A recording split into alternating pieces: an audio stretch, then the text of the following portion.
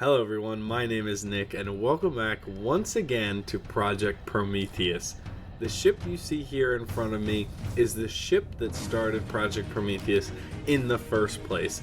And there's a reason why I'm so far zoomed out. That reason is because this ship is utter garbage. This is the original AI Vanguard. I'm going to slowly zoom in here. And in today's video, what we're going to be doing is giving the Vanguard the justice it deserves. Way back when I started this series, I asked a simple question. Can we use a language learning model like ChatGPT to help design a battleship, such as this one? Now, ChatGPT did its part. It made us a great design. I had all the cornerstones of a battleship. If you want to watch that video, you can see it on my channel. And this is what I came up with off of that. Now, the reason that this ship is bad is not because of ChatGPT. It is because of my lack of skill at the time, and still somewhat lack of skill. So what we're going to do, we're going to go through this ship, highlight the problems. We're going to go through the refit that I did. I actually already did one refit. This will be the second refit. And we're just going to see what the problems were, and then I'm going to introduce you guys to the brand new properly done Vanguard.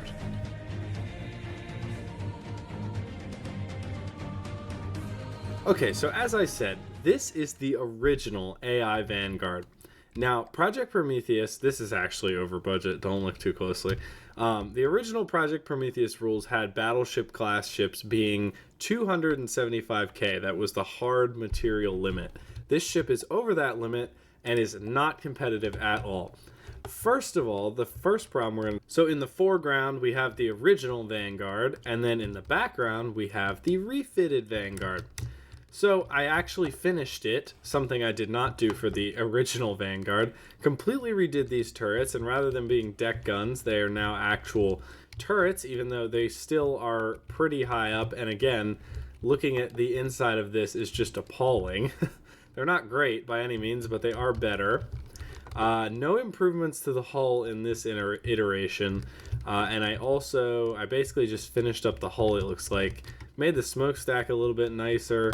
Let's see if I tampered with the engines at all. Oh yes, I added gearboxes. Looks like I rebuilt the engine. The reason there are this number of boilers, this is actually one of the few things that ChatGPT did and not me. It specified like 15 boilers or something ludicrous like that. So this is the refit. It's an improvement, but it's not really a drastic improvement.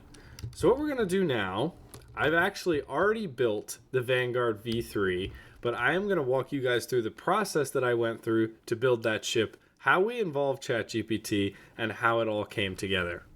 So first things first, I decided this refit would be a complete ground up rebuild, not even really a refit, because that's the only way to fix a ship where my skill level has changed as drastically as it has with this. So we went back to ChatGPT for our first sort of pass at this, and ChatGPT was given information on its previous battleship and was able to use this to inform its new battleship. We got a really interesting design out of it, one that you can see later in the video is a little bit too big for its britches, but ChatGPT basically wants a long battleship with 3 main guns that are 406mm each, and then an array of secondaries. Now it specified 20 secondaries.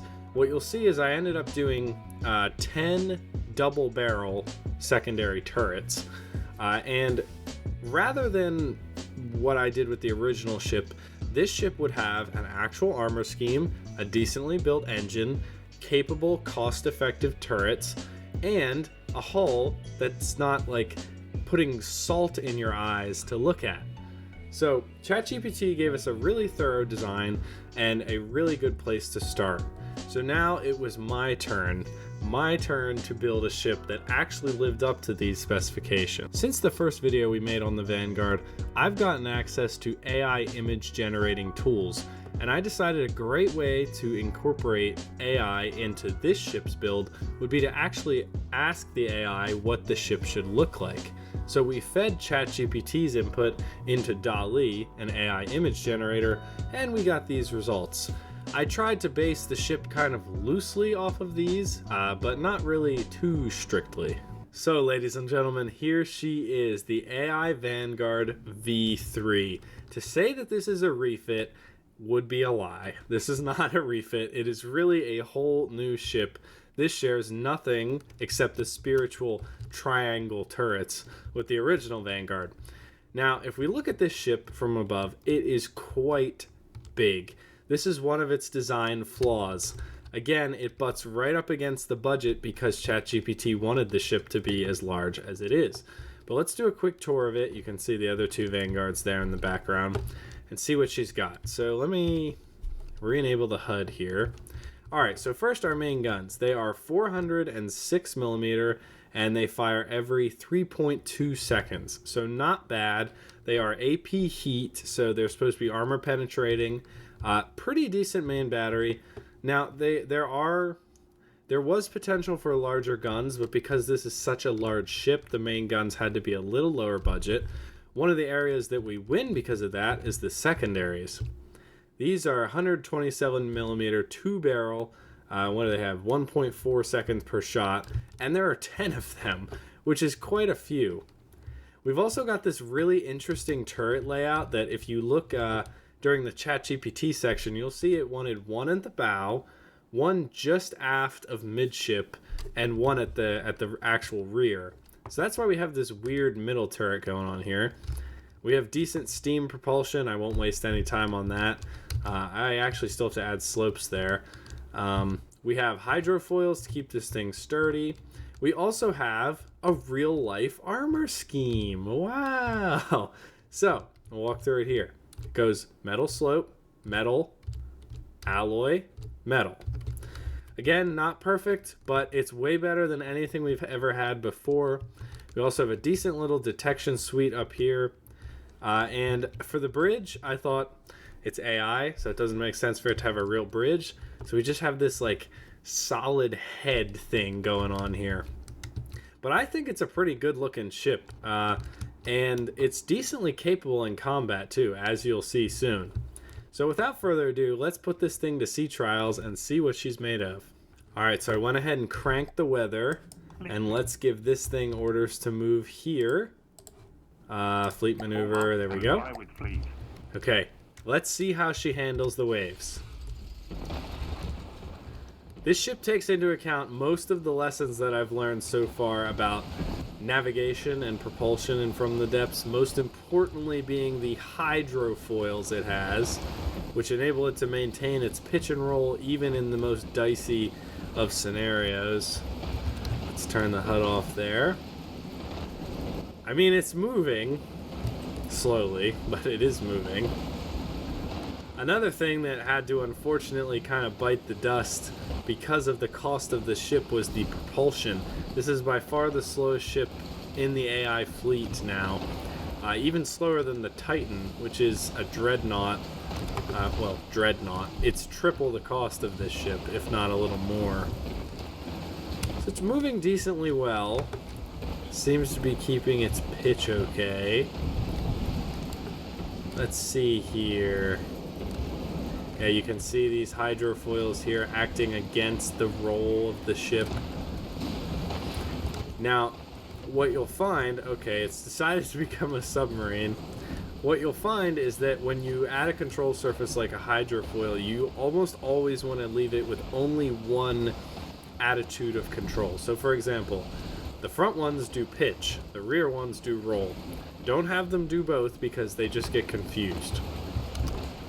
So it's not doing a great job, but it is moving, and it's not capsizing, and it's kind of keeping its course.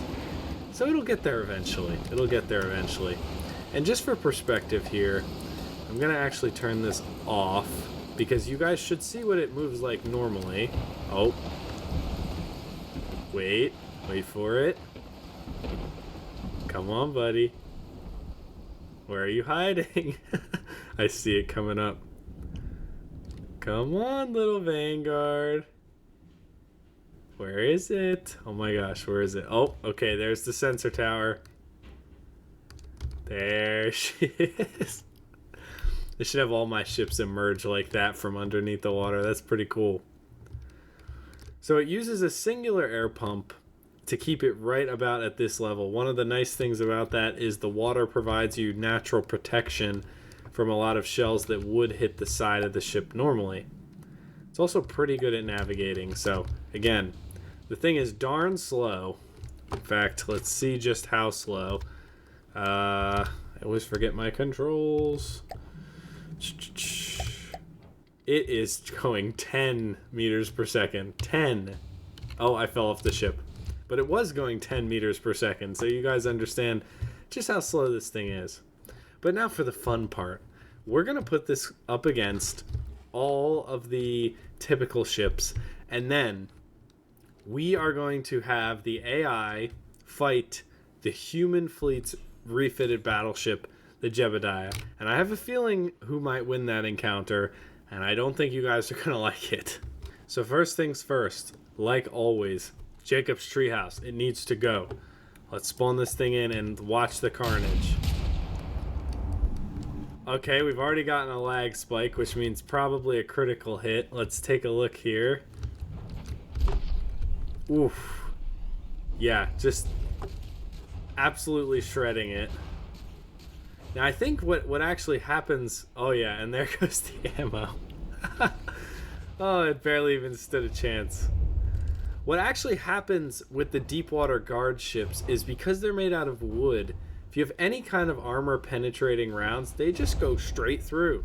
Yeah, okay, it totally just took it out. I don't even think we took any damage. Let's have a look.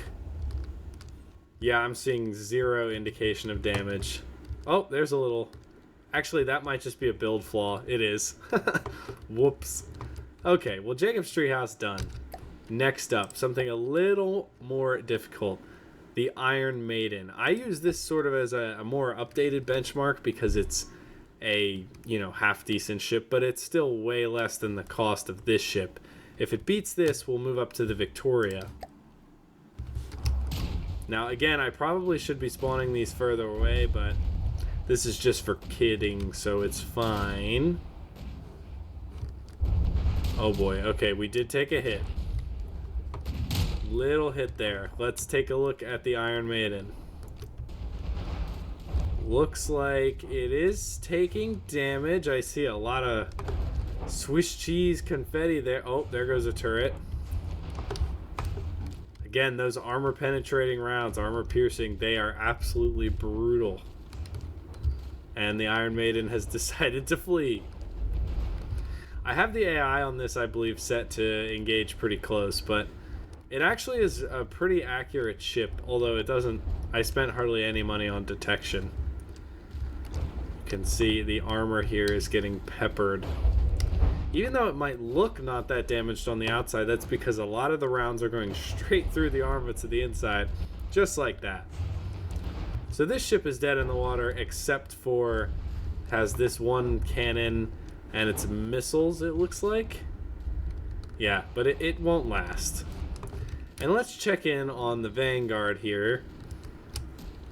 Little damage in the bow, that's fine. Looks like we haven't actually lost any turrets yet, so no functional damage. Oh yeah, okay. And what I was talking about earlier in the video is, so right in front of this turret here, that is where the armor begins. The entire front of the ship is just single layer, purely cosmetic, so... Ooh, yeah, that's not looking good. Okay, alright. Let's destroy the enemy vehicles. Let's save this guy, so repair. And then further away now, let's spawn Victoria. Now I expect this to be a little more difficult, but I still expect us to win. Oh, okay. Now we may also run into the problem here where the Vanguard might not be accurate enough. In fact, it looks like it isn't. But it should try to close that gap, even though it is utterly slow. Oh, okay, the missiles might be a problem. But you can see we are damaging this thing pretty significantly. Both of these turrets are already crippled. That is a pretty big deal, and there goes one of those. And I bet that front one will be next in a moment. This ship is really, really good because the main guns are good at penetrating through armor, and then the secondaries are good at just chewing up anything soft. So that's exactly what's happening here. And I just love seeing, you know, the improvement, because this ship would laser the original Vanguard. It would like one-shot it. But not the new Vanguard. No. Even though this is still a very unfair fight, you can see that this the Victoria just gets torn apart. And let's check in. I do expect that we've taken some damage here.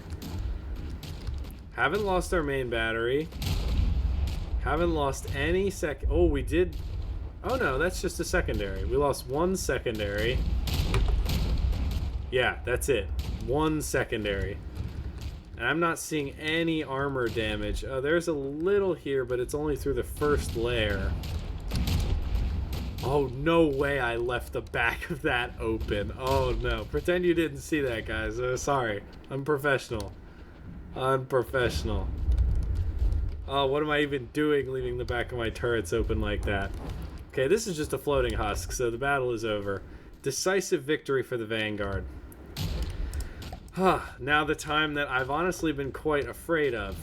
We are going to pit this ship against the Jebadiah, the refitted Jebadiah. So let's cue that up now. So, ladies and gentlemen, this is the refitted Jebadiah. Once again, refit is not the word. This is a completely ground-up ship here. I just made this in a very recent video. Took the concept of the Jebadiah, completely overhauled it. We have these real nice main guns, and then we have these nice secondaries as well. Again, they're double barrel secondaries. This is a pretty decent ship, but it has a lot of flaws. One of them being it is not nearly as armored as it should be. If you'll go in here, we really only have a layer of alloy and a layer of metal. That is pretty darn weak. It also does not have nearly as much firepower as the Vanguard. Why can't I remember it today? But a lot more of this ship's firepower is tied up in these bigger main guns. In the opposing corner, somewhere over the horizon where you can't see it yet, is the Vanguard. So let's loose these two ships on each other and see who the victor is. Is the human fleet in good shape or not? Okay. First shots are fired here. Looks like we got misses from the Vanguard, which might end up being critical. Okay, but now we're starting to get more accurate shots, but it still has not hit its mark. Okay, I am seeing a little bit of confetti over there. But it looks like the shots from the Vanguard are now hitting the front of the Jebadiah, which is particularly weakly armored. Oh boy. Okay, let's check in on the Vanguard, see if it's taken any damage. Oh wow, much less than I would have expected. And something important just got hit. I'm not sure what it was. Hard to tell. These two are duking it out here. Neither ship, as far as I can tell, has lost any guns. Which is, again, very impressive for these two ships because they're both built by me. Oh, this one. Oh, yeah. Damage to the main gun on this one. And to the secondaries. Oof. Oh, man. The Jebadiah is just having a field day. Tearing this thing apart. But it looks like it's taking some damage of its own. Although not as much as we would hope. That gun, I need to set firing angle restrictions. Keep forgetting. Still fighting. Oh, and there goes the rear gun. That is not good. Penetrated straight through the armor, right into the turret well there. So I'm gonna let these two duke it out to the very end. Although I have a feeling that the Jebadiah might pull out. Although, are your engines disabled? Yeah, they must be. Yeah, partial. Oh, should have redundancy. This is actually quite a good fight. I'm kind of surprised. If this turret was functioning, it might be even better. Let's see, our secondaries are still good. We have one secondary left. And it looks like the Vanguard is firing back with most of its secondaries except for 2, 3. The front of the main battery, I mean, that is still firing, which is, that could be good. Both of the rear 2 main batteries are done. That is a heavy blow for the Vanguard to take.